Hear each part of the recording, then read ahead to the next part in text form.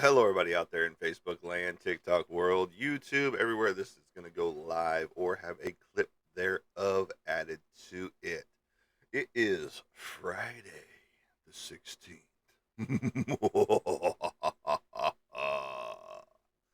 Not that it's scary or anything, but this is most everybody's weekend and everybody's kicking off and ready for the weekend to happen.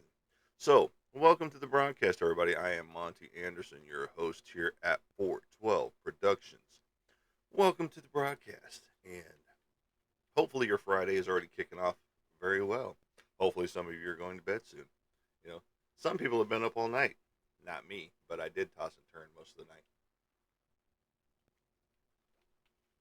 Today's title, Procrastination. Procrastination, 100%. You ever have those projects that just never seem to get done because you push them off to the side? You ever have those things that you wish were getting done but weren't? I have projects like that. I get something going, and then I'll get something else going, and then I'll do something else. And pretty soon, I've procrastinated enough on all of my projects that none of them are getting done on a regular basis. And so, we have procrastination. And, that's, you fall into that. I fall into it pretty easy, especially since I'm home all the time and disabled veteran and all that good stuff.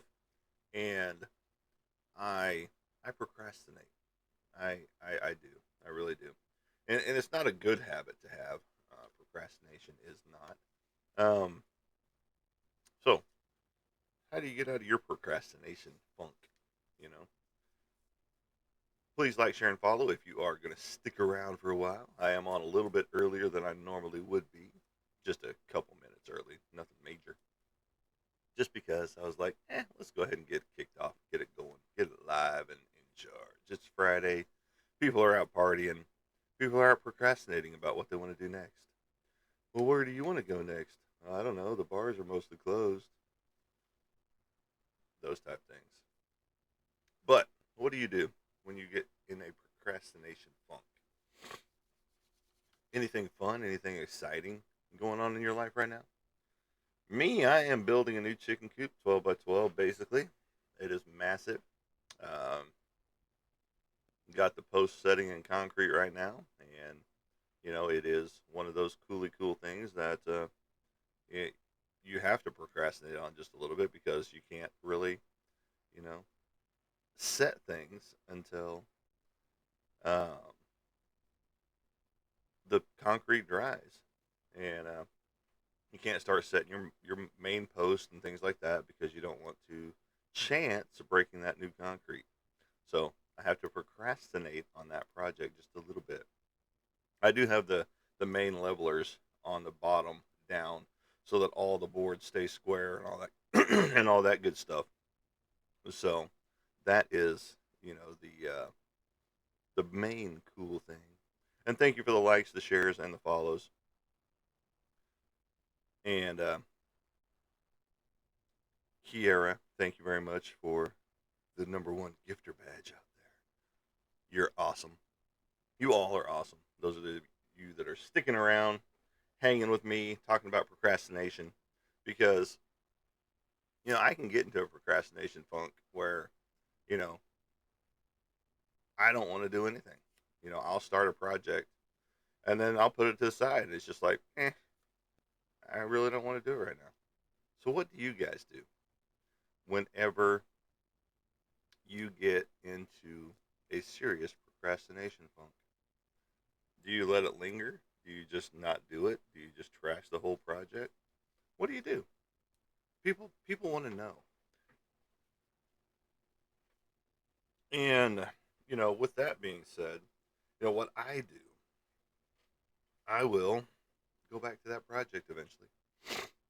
It might be a week or two, after I've procrastinated on it for way too long. It's just like cleaning the house. You ever procrastinate about cleaning the house? The floors need swept and mopped or dusted around the house, but you just don't do it, you know? Just like the dishes, sometimes they sit in the sink a couple days. Unless you've got a dishwasher, then you throw them in there and just close the door and out of sight, out of mind, right? So it's not really procrastination, is it? No, some people say, no, it's still productivity because I got it into the dishwasher. And now I just have to put some more in there and then put my detergent in and wash them. But yeah, no, it's there's procrastination happens all around us on a regular basis. It even happens in your workplace.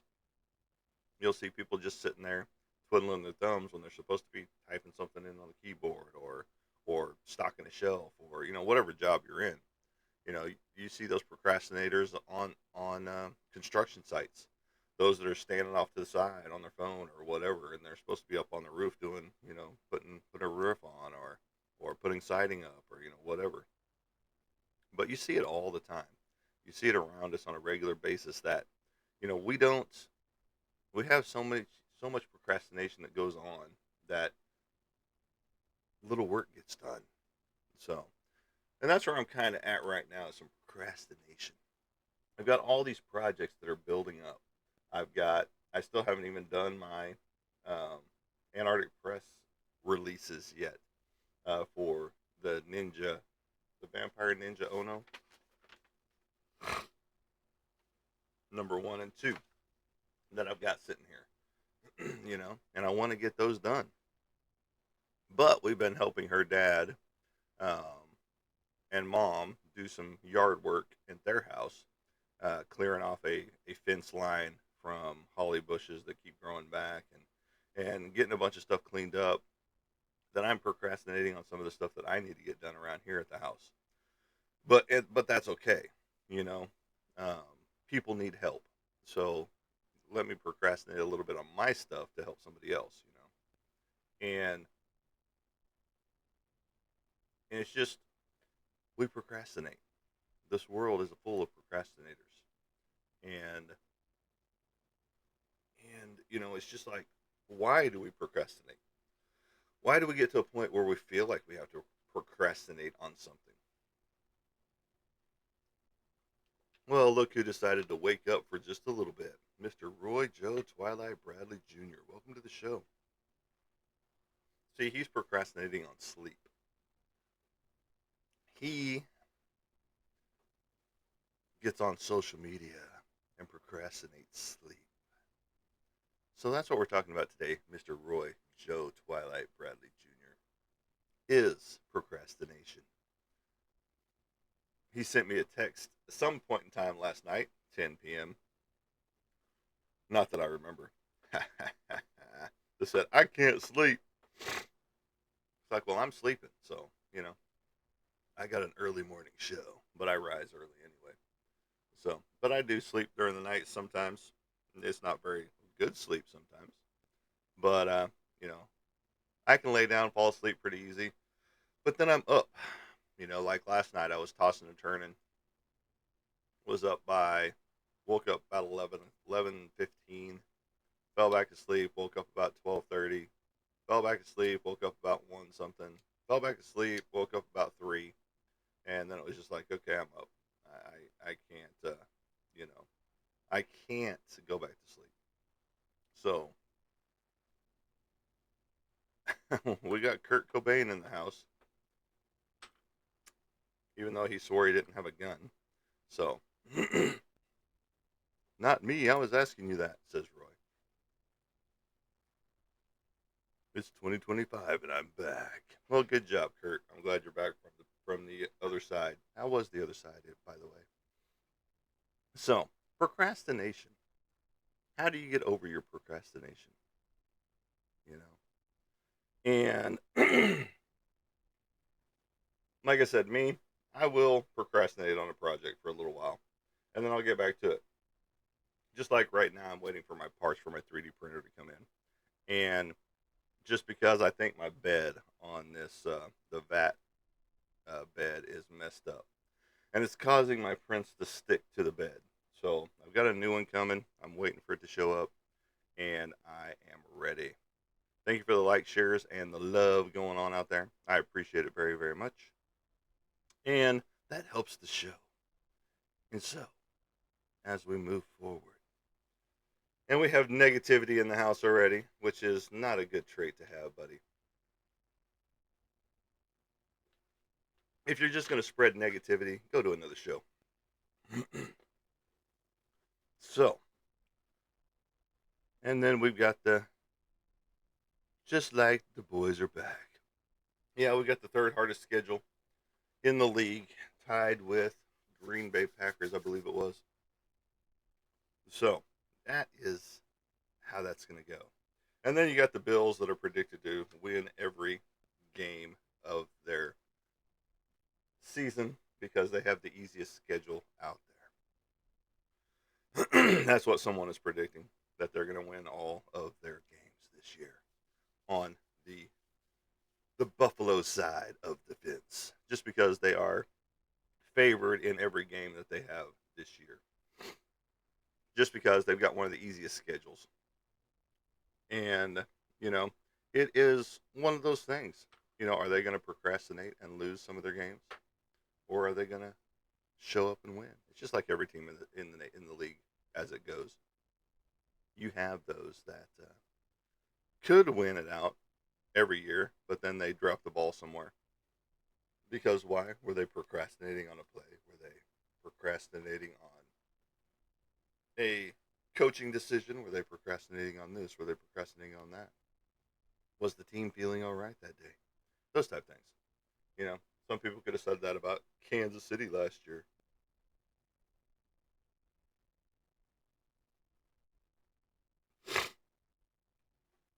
Everything's a wait and see, Roy.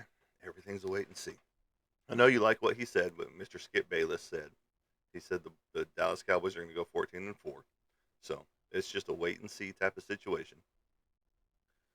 Um, we do have the firepower now. We do have some new explosive draft picks. We do have, you know, some day one starters. You know, but we got to get through preseason, see how that goes.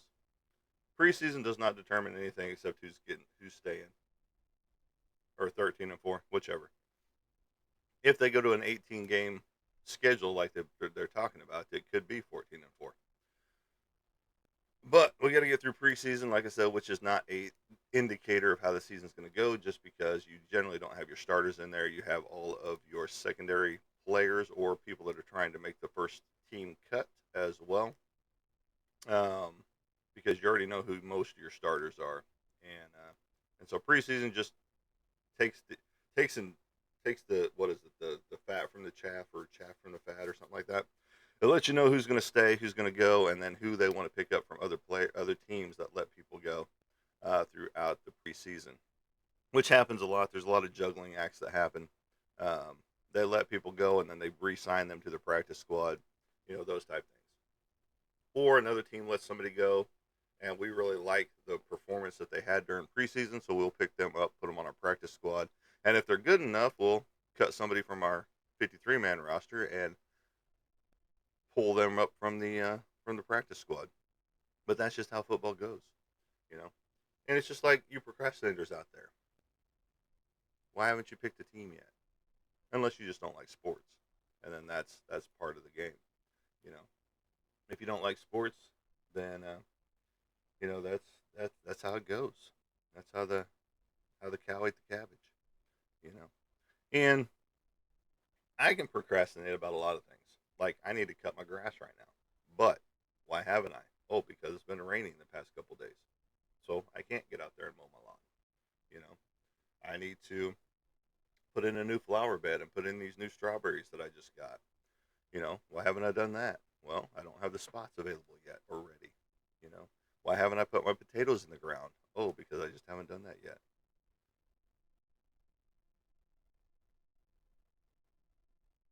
Do you teach people to be an illustrator? That would be a good course. I've taught people to draw before, and you know, that is it's not hard to do, to teach people to be an illustrator. It's a lot of commitment on the other person's part to show up for the course. You know, hey Jelly, you're on my show, so You can either stay here and listen or take a hike. It's your choice. Um, and so the I've taught many different people um, how to draw stuff. And it's a lot of commitment on the other person's part because sometimes they show up, sometimes they don't. It's a procrastination thing, and so it is one of those things that it does take a lot of commitment.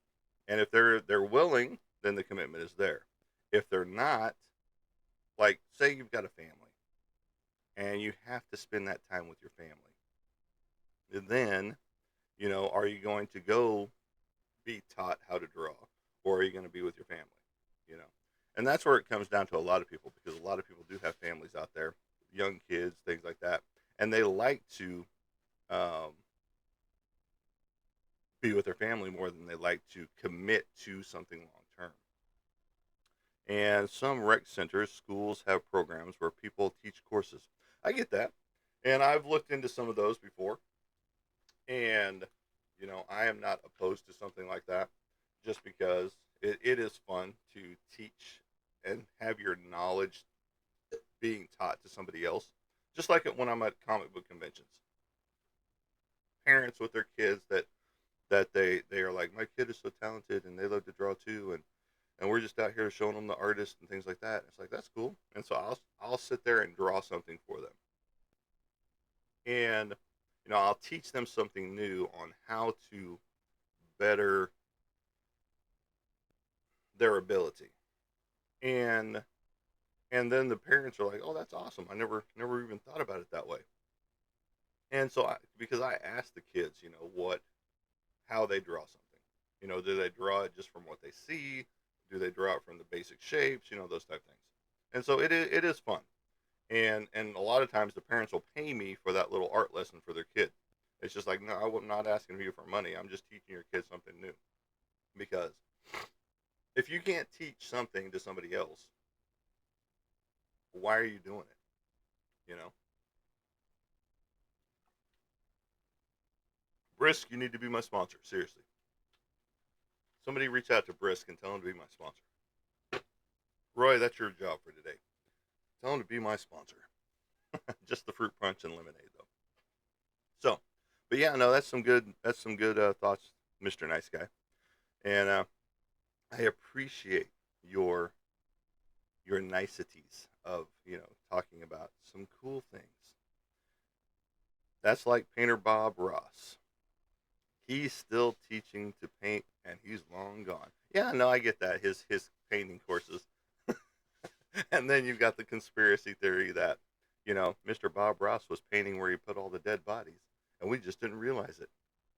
You know, those type conspiracy theories out there, uh, with his happy little accidents. You know, I bet you are on your other phone there, buddy. I'm not talking about those type of connections. But no, Mr. Nice Guy, those are some good thoughts. They really are, and I appreciate that. You are what makes the show good. You know, I would say great, but I don't have an ego like that. So there's a lot of people out there that do shows that have huge egos, and it's just like, I'm better than this guy. I'm better than that guy. I don't do that because I'm just a guy who does artwork and who was in the military and was, I paint. I do comic books. I do comic book work. I talk about comic books. I talk about music. You know, and that's what the show is geared for. You know, yes, he does have a great legacy. In fact, give me just 1 second because I've got this right here, and I'll show you what kind of a legacy he left. Right here, bum bum bum. The bobblehead Bob Ross. I don't know if he still works or not. No, his battery's dead. His battery's dead. Mr. Bobblehead Bob Ross right there. Bum bum bum. He's got a little push button right here. He has his little sayings that come out the bottom right there. So there you go. See, Mr. Bob Ross. His head is a little busted. He's fallen off my desk a couple times. So, so now he's looking up into the skies. That's where he's at now.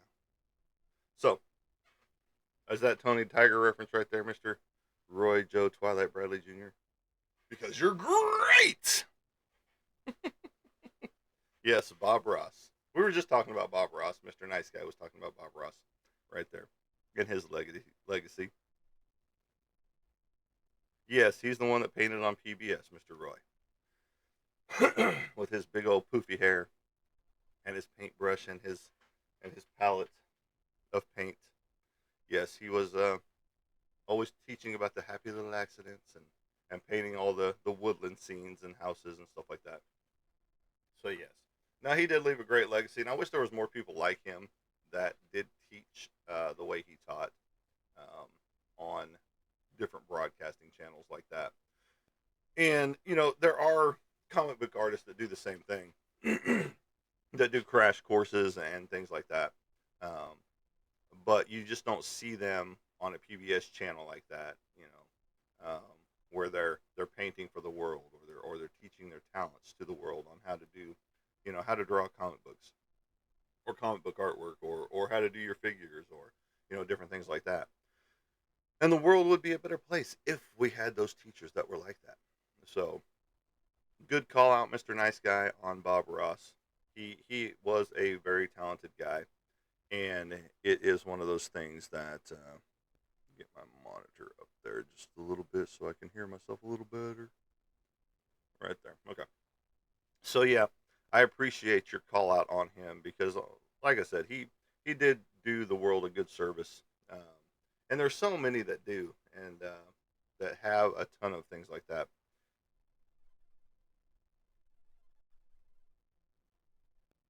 Yes, they're very particular. Mr. Nice Guy, I heard to work for Disney, they are particular who they hire for animators. They are. They're pretty strict um, on that. They used to teach um, courses, just like you're talking about, you know, schools and things like that, um, for illustration for to become a Disney artist. And you know, I've drawn many a Disney characters through my years as an illustrator, and it's fun, but you know, I'd rather create my own, and that's what I'm doing with my own comic book, which is not out yet, you know, by any stretch of the imagination. It's still in the works. I'm writing the whole thing. You know, I created it, I'm writing it, I'm illustrating it, and then I'll be inking it. The only thing I will not be doing is the color covers. The interior, I'm pretty sure, is still going to stay black and white. And then I've got another project that I'm working on with a movie producer friend of mine that is in the works as well. It's a horror western, so that'll be fun. And then I just got a basically a children's book deal with another friend of mine, who is a professional boxer, and he's written a children's book, and we are going to be working on that together as a team. And so, you know, we're still in the logistics stage of that, so that's going to be fun, and I'm looking forward to that.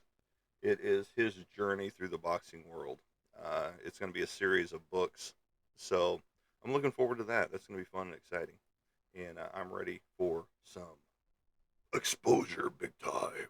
No, it's just one of those things that you do want your name out there in lights, but that's not what the end goal is.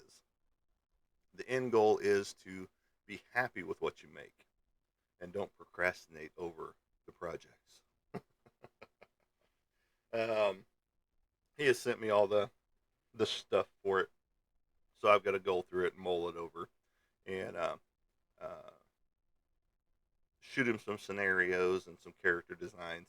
He's already got the characters designed, but he wants my spin on them uh, because he did the unthinkable, the AI side of things, and you know, to create these characters. So let's see. Don't ever give up your content rights unless they pay what you're worth. No, definitely, nothing is going away from me. Everything will be under my 412 Productions logo, which if you go up to my website up here in my profile. You'll find my links there. You can find my website underneath my logo once you get into the website, which is my Alien 412 Productions, the Artemani Anderson logo. You will find my socials, and everything was there. You can follow me on all of those.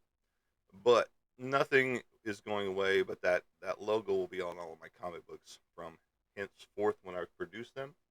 And no one will buy the rights from me unless it is at a pretty penny with severe royalties on the backside. So that will is how that will go. But no, I've seen many people sell their rights to somebody else and not get much for them. I mean, they get a decent amount for the title, and then they don't get anything on the back end. No royalties off of the name or anything like that. So, let's take Brian Paluto for example. He's doing extremely well under Coffin Comics now, just like he was doing extremely well under Chaos Comics. But then he got into some legal issues and some troubles, and so he ended up selling his entire universe to Dynamite Entertainment. The only entity he kept was Lady Death, and he lost Evil Ernie, he lost Purgatory, he lost Cremator, he lost, the list goes on and on of all the characters that were created under the Chaos moniker that he gave up all the rights to by selling it off to Dynamite Entertainment.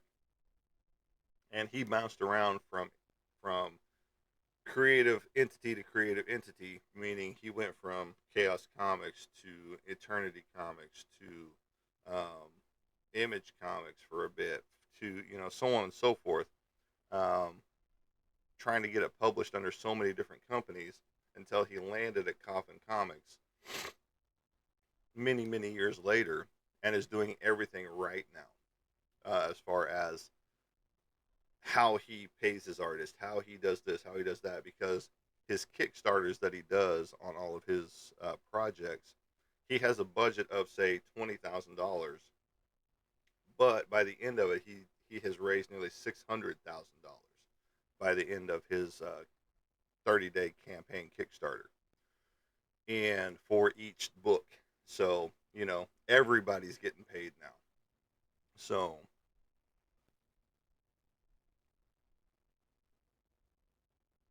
I have never done that. I have not done that. Now, when I was going through my technical college back in the 90s, we did little things like that here and there, where we did ad work and things like that. But it wasn't for reality. Now, I've worked for newspapers where I've drawn ads for them, things like that. And then my big job was uh, drawing belt buckles and jewelry for a Western company called Award Design Metals, who handled all the big rodeos, PBR, NFR, PBYR. All the big rodeos had trophy line buckles, belt buckles that were designed by me and a bunch of other people, that were given out. Uh, even Nolan Ryan had some of my stuff, when he's had his no hitters, and you know they do love them big belt buckles. That's what they're. They're riding for the money, yes, but they also ride for the bling, which was the gold and silver belt buckles, because they were made out of real gold and real silver, you know. And that was, it was very cool to draw up that aspect, because we also did other stuff. We did modern stuff as well, in the cast line and things of that nature. But we made Super Bowl rings. I designed Super Bowl rings. You know, um, I've designed belt buckles for Dale Earnhardt, before he passed away. Obviously, Ty Ty Hedeman, Bull Rider. The list goes on and on of the people that I've worked with or done something for out there. And that was fun. And I did T-shirts for them. I did posters for them. I did ads inside of the for the Heston um, uh, rodeo and things like that for books and magazines. And so But on my professional side, on my own, I haven't done any of that stuff. Now I am a voice actor as well. I have done acting in some movies, um, those type things. So my list isn't just limited to artwork. It expands. I don't have any of them here. That was back in the from 92 to 2001. I started working with the company at the end of 91, and uh, like the like December. Well, it might have been early 92. So, because I wasn't there quite 10 years whenever he retired in 2001.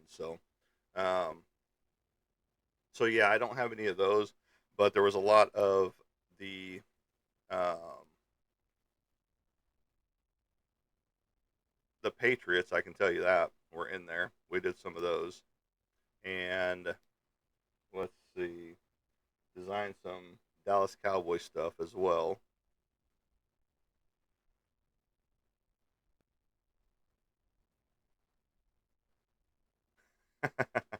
I appreciate that. If I can find some of the stuff that I did, I've got a portfolio of that stuff somewhere.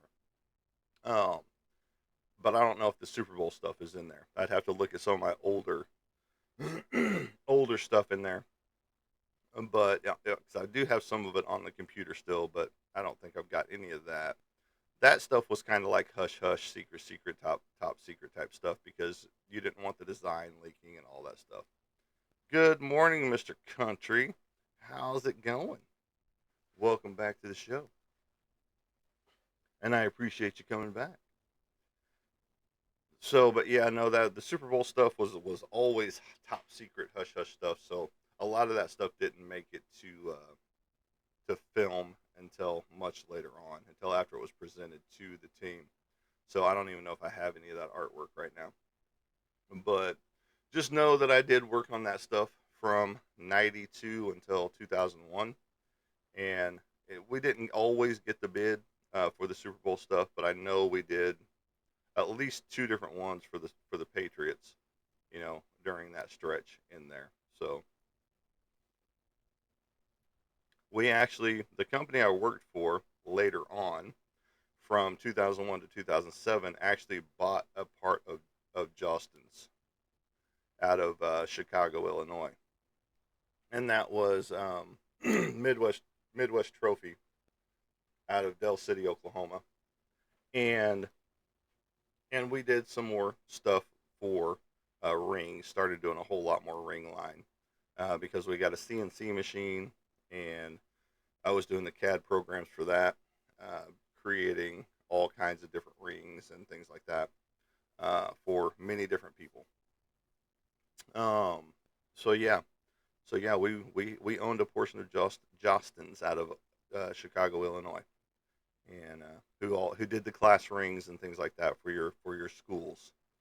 So, but yeah, we started doing a whole bunch new jewelry line when it came to using that CNC machine because it was much faster. Just had to worry about breaking a tip on those CNC machine bits because they were so fine. Some of them were like this right here, but you know that is about how fine they were going into a hunk of metal. Some of those bits, and they're rotating at a high RPM speed, and so, but yeah, I've done a lot of stuff in my life, growing up in the art world, um, but that's not where I started my journey. My journey started as a bag boy at a local grocery store, and then moved up to stocking the grocery store until he retired after a fire at the paint store right around the corner damaged a lot of his stock. And then I moved over to Buy for Less, which no longer exists here in Oklahoma anyway, or where I was living at the time. And then from there, that's when I started working at the newspaper in Yukon, doing advertisements and art layout for the newspaper. And then I moved on from there to the belt buckles and other stuff, and as well as T-shirts and posters and things like that with Midwest Trophy. So yeah, I've done a lot. And then in 2017, kicked off my journey into the comic realm by going to starting going to comic book conventions and the likes, um, showing my talents to the world, and getting recognized by other artists, and especially people that have comic books that they are looking for cover artists and things like that, was always an exciting time. So you always have fun at those things, and just to think, this was like my second or third comic book convention to be at. You see the date, 1996, right there. DEF CON 3, which I'm pretty sure doesn't even exist anymore, which was in Oklahoma City. And let's see. It might have been down in Texas for this one.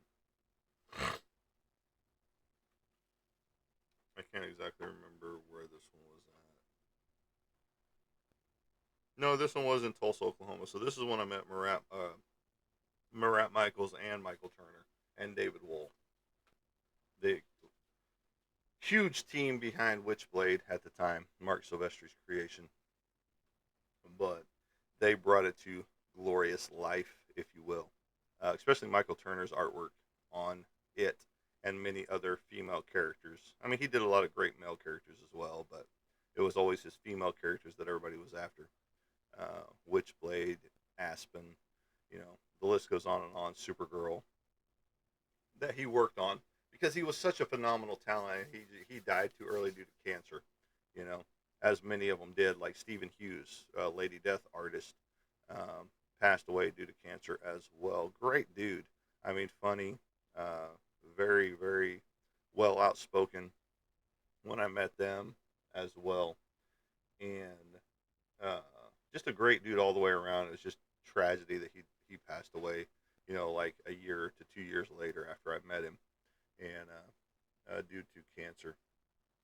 But great dude. I mean, that was a huge loss to the chaos community. I think that was kind of the downfall for them at the time, whenever he passed on. So, but but yeah, no, I mean, there's so many greats that have passed on. That you try to learn from them. Bob Ross, like Mr. Nice Guy was talking about, and you try to learn and glean from many different artists as you go to create your own style. And my style is a mixture of a lot of people's, because I've watching Silvestri, watching Lee, watching Jolly, watching George Perez. I mean, some of the greats, Kirby. Grow up on them, and Cockrum, and the list goes on and on. You try to learn as much as you can about how their style progressed, or stayed the same. Like Kirby, you could pick out Jack Kirby's stuff a mile away. It was so unique, so different from everybody else's out there. You know, it wasn't hard to pinpoint his at all, on any comic book cover. Did he procrastinate? Yes, he did. There was many a story about him having basically artist block sometimes, and not being able to do something the way he wanted it to do, and so he procrastinated on the project. Um, the memoirs and things like that of some of these artists out there. Frank Franzetta, another huge talent in the art world. Um, I mean, he lived a good long life, but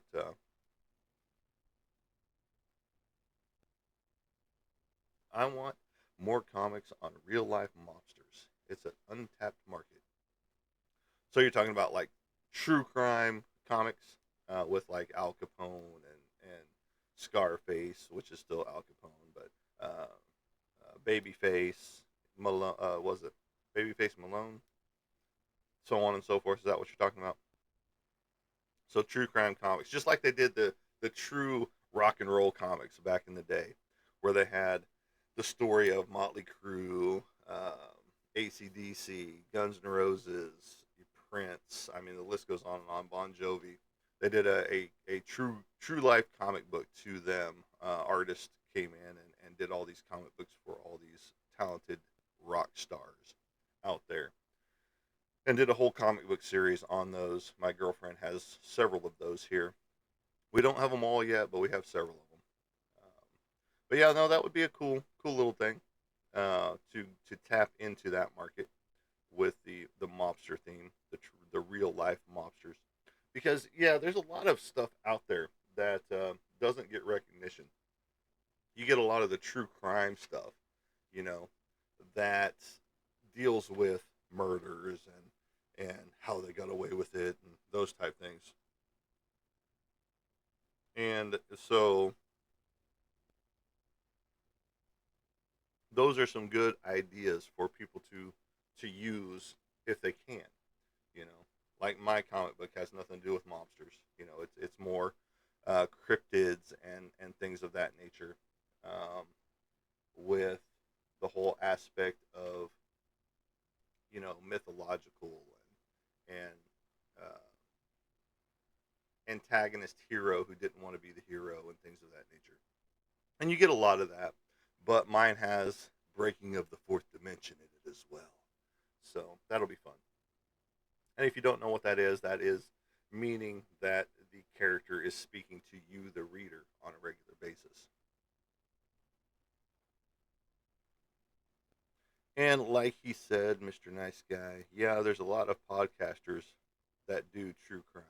Yeah, there's a ton. Even here on TikTok, you get a lot of people that talk about the true crime stuff and the weird and bizarre, um, things like that. But you don't get anybody talking about the mobsters, you know, those type things. And you could even start back in the early Western days with Billy the Kid if you wanted to, you know, those type things. But um, because those were the real mobsters back in the day. They were just on horseback. No, they were just your common criminal back in the day. But the mobsters have a whole different reality to them, you know. That, and that's why they do museums about them and things like that. I think there's one in Vegas that's a mobster museum that talks strictly about nothing but mobsters, you know. And that's a cool thing. I mean, just like the wax museums that you get to go see everybody. This one has all the mobsters and different pictures of them, and you know, going to jail or shot up or you know those type things. So, and they do have some of the real Tommy guns that were used, you know, in the the murders that happened, you know. So, I think even some of the spirit ghost hunting teams have been in some of those museums, uh, because they talk about how haunted they are, you know, from all the bloodshed and things like that. Mobster life wasn't the life for everybody. You could live a long life as an untouchable, or you could live a very short life. It just depends, because everybody knew who you were, you know. But yeah, no, that would be a cool one. That would be a cool idea, you know. And yeah, I've got a lot of ideas that I want to turn into comic books. I had a comic book back in the day. It was an anthology series, um, and you know I've got a lot of characters drawn up from back in the day that I'll probably end up revisiting, you know, later on after I get this new book started or finished. And it's already started. I just need to finish it. Like I said, I'm 18 pages in on book one, and once I get that one written, I'll write the next three because it'll be a four-issue miniseries, and go from there. And if it's perceived well, then we'll do something. And if people want more character, you know, profiles from some of the characters in the book, then we might do that too. You know, have a spinoff from this and do other characters if they're perceived well enough and if they like them well enough. So just don't know yet. And then yes, well, in my creations I do it all. I am writing the book, I'm illustrating it, and I will be inking it. Now I'll probably use the Kemp Studios, Dave and Dan Kemp, out of I think they're out of California. I'm not 100% sure on that. I could be wrong on where they're located, but they're a very talented colorist group, and I'm going to have them color my covers for some books. Now, with that being said, most of my covers, because I'm going to bring in three other artists per book. So I'm going to have uh, 12 different artists that I'm going to use on the 4 covers. So there's going to be 4 total covers per book. So 16 covers per one book is what's going to happen. So you're going to have 4 for book 1, 4 for book 2, 4 for book 3, 4 for book 5. Now mine is one of those. So you're going to have my cover on each of the 4 books. After that, there's going to be 3 other guest artists doing variant covers for the book. Um, I hate it. AI shouldn't be touching artwork, period. Just my opinion. And I'm never going to use it. I won't even use it to write. Everything I write comes out of my head. I don't need Chat GPT or some AI program writing my stuff for me. I'm sorry, I just don't like it. And you can tell when something is AI generated because it all looks the same. You either get extra fingers, extra legs, extra appendages. I saw one atrocious spider person thing that had a spider coming out, or a leg coming out of the crotch that was hooked to another leg coming off the backside. It was just like, this is horrible. And I've seen other stuff that looks just as bad. And you can always tell an AI drawn piece, yeah, created piece, and I will never use it. It's not my forte, and you know, God bless those that do, but it will never happen for me. I don't. That's why I don't even use the new Adobe Illustrator stuff or Adobe products because they have AI integrated into it, and it's just like that's not artwork. I'm sorry, it's not. This is artwork. This is artwork. Typing into a program is not artwork. And anybody that wants to argue that fact, they can go kick rocks because typing key prompts into a computer, no, I don't care. Nope, I don't care. If the pay is right, it's still wrong. It's still criminalization of an artist, if you will. It's taking the true talents of a painter, a person that puts a paintbrush to a canvas, or a paintbrush to a comic book cover, or a paintbrush or a pencil to a paper. That's taken away from us. And, AI should not be used for that. It should be used for pinpointing cancer. It should be used for, um, you know, helping someone that can't pick up a pencil or a paintbrush, a quadriplegic, helping them write their story. I can see the use in that. But even other writers that actually type their stuff into a keyboard, or a typewriter, can tell when something is AI generated as far as writing goes. And it will never be used here. There is no proponent that will tell me that it's a great idea otherwise. I'm sorry that that the world is going AI generated and AI woke, if you will, but it's never going to happen in this house. So, and he just farted. That's awesome. That's probably the first one of the day, huh? Many more to come. Let your farts fly free. But no, AI has no business in my house. You know, would you draw a comic book for someone else without AI if they paid you? Well, of course. If there was no AI in it, just like the guy that I'm working for, getting ready to work for on this kid's book, he is he did all of his stuff AI generated, but he wants me to redesign the characters that were created by AI with my spin on them.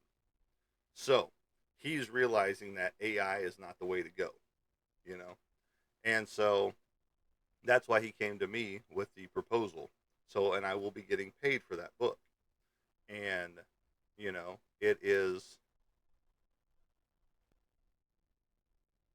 it is one of those things that he tried AI, he kind of liked it, but he was like, no, I need an artist to do this.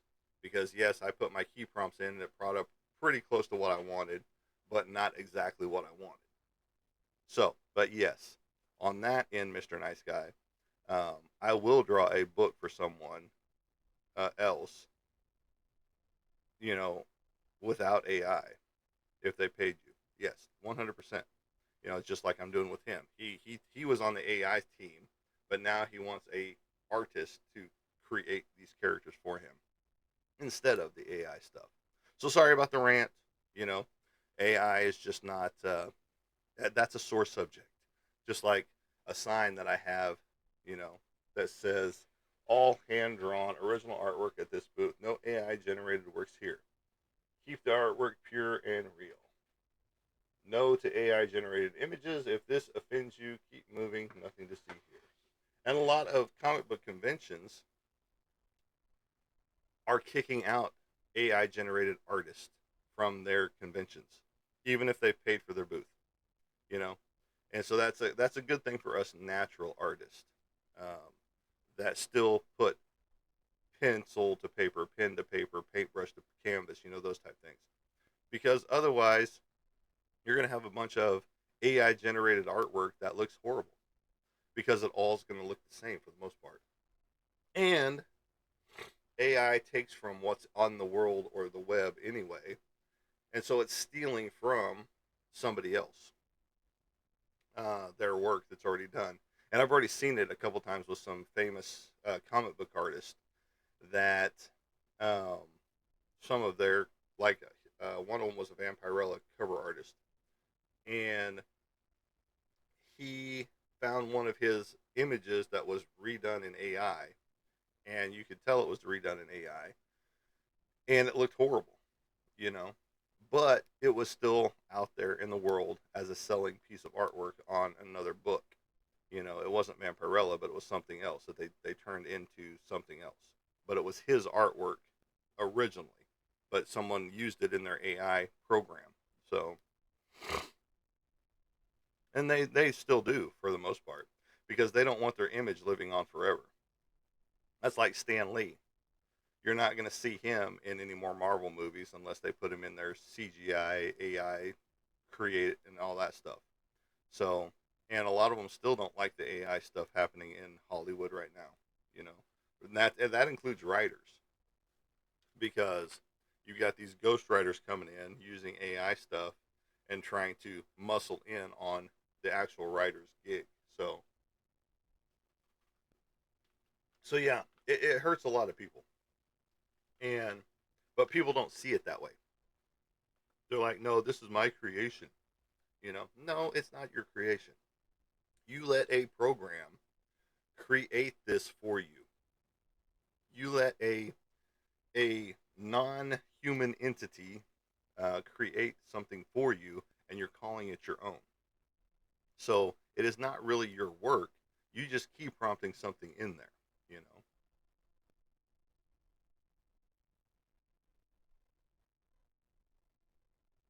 I was looking for Ghostwriter here, not U.S. combined. This is something you could do. If it's a Ghostwriter. Ghostwriter is an awesome character. Are you talking about the comic book character Ghost Rider? Like Nicolas Cage in the movies, or are you talking about a ghost writer? Someone to write something for you.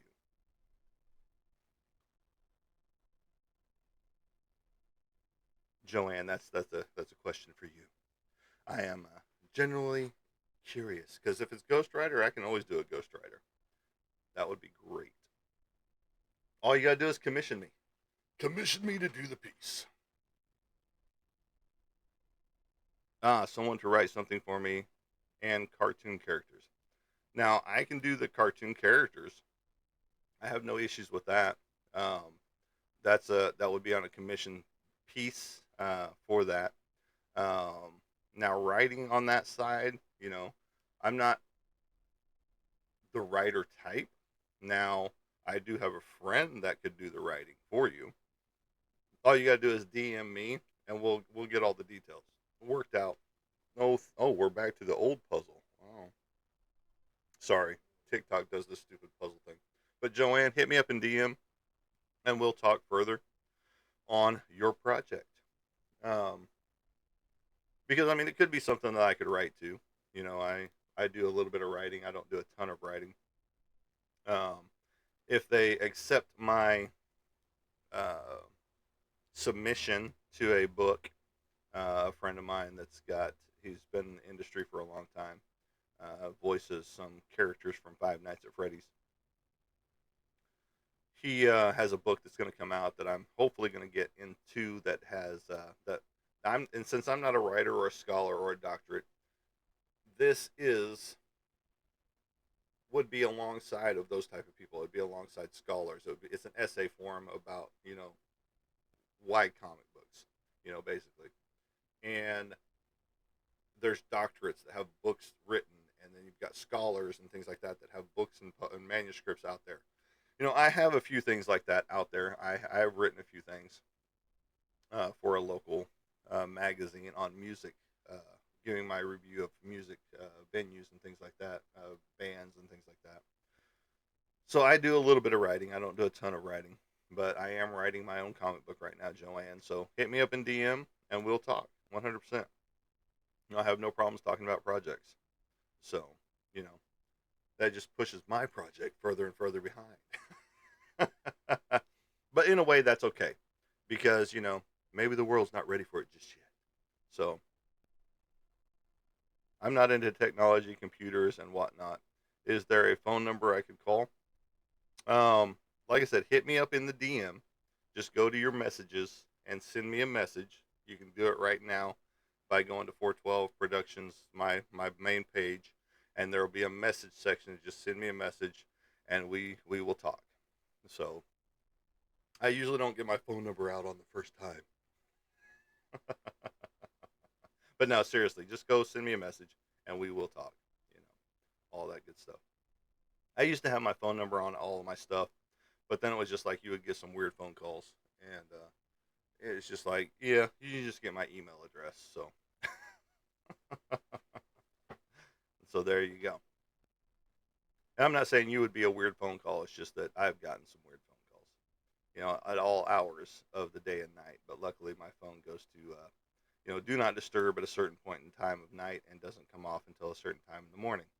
So, but yes, Joanne, please send me a message up there uh, from my page. And if we're not friends, and if you haven't followed me or anything like that, it will go into my suggested messages. It'll pop up in there, and I will find you. So, but I am writing your name down too, so that I remember, that I might have a message from you, Miss Joanne Mullane, 342. Gotcha. So there you go. But no, it's been a great show today, and I appreciate everybody bantering back and forth. There's been a lot of good stuff brought up. You know, it is. There were some people on here that were acting ridiculous. Today was a kinder show, if you will, because um, there's a lot of stuff I don't like to happen on my show. But you guys, like Mr. Nice Guy and Country, who showed back up, and Mr. Roy Joe Bradley and Joanne, even, bringing up all kinds of cool stuff, including possible new jobs, for my business. Being a disabled veteran, you're limited on what you can do on certain things, but I'm still capable. I'm not in the workplace, if you will, for certain reasons. Um, because anger gets the best of me sometimes, and so, but no, it is it is always fun to work with other people, other creatives. Whenever they have a project that they want to come and bring to light, to other people out there in the world. So I always look forward to those opportunities like that. So I appreciate them as they come. But that is it for today, folks. I've got some things I've got to take care of. Animal chores getting ready to happen. I do have a homestead as well. So, but as I like to say, as I leave you guys out there for the day, have a great day. Make today great because only you can set the course for your day. But as I like to say, as I leave you, we will catch you on the flip side. Have a good day, everybody, and go have some fun today.